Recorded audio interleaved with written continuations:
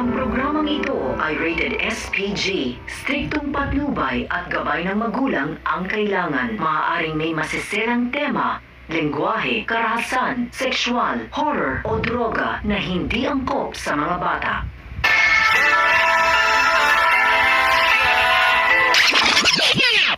Ang mga dapat nating abangan sa FPJ's Batang Quiapo. Matapos nga ang mga sunod-sunod na revelasyon na nalaman ni Ramon mula sa pagtatarantado sa kanya ni Olga at David, hanggang sa malaman niya nga mula kay Roy na ang kanyang tunay na anak si Tanggol ang siyang tumangay ng perang kinita ni Roy sa pagbebenta ng droga, na siya nga rin gagamitin sana ni Tanggol para matulungan si Mocha, na siya nga rin babaeng natipuhan ni Ramon. Ay gulong-gulo na nga si Ramon dahil tila pinaglalaroan sila ni Tanggol ng tadhana. Dahil sa tinagal-tagal na paghahanap ni Ramon ay tila nga napakaliit pala ng kanilang mundong ginagalawan.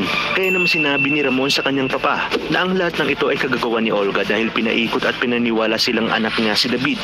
Kaya naman ipinangako niya na sisiguraduhin niyang magbabayad ang dalawa sa pangluloko sa kanya. Dagdag pa niya na simula pa lang ay hindi niya na mapagkakatiwalaan itong si Olga.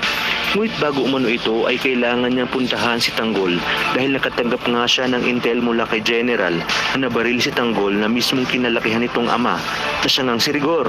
At sa kanyang pagdating kasama sina Severino at ang kanyang mga tauhan mula sa sakyan ay nakita niya nga nakahandusay ang kanyang anak na si Tanggol at basag na basag ang muka na may tama ng bala.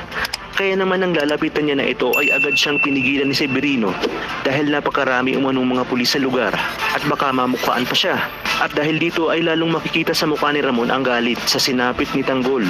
Gustuhin niya mang lapitan ito ngunit wala siyang magawa dahil baka pag nagkataon na ay baka hindi na sila tuluyang magkita sa oras na makita siya ng mga parak. Kung kaya tinawagan niya si General na tulungan siyang maitakas ang kanyang anak na si Tanggol sa ospital kung saan nga ito dinala bago pa man umano ito mailipat sa bilibid.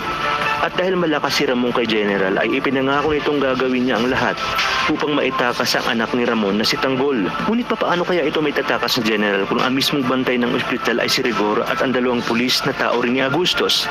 Kaya naman mga kapamilya, kapit lang dahil marami pa tayong dapat abangan dito lang sa bagong tinututukan ng sambayanan, ang FPJ's Batang Quiapo.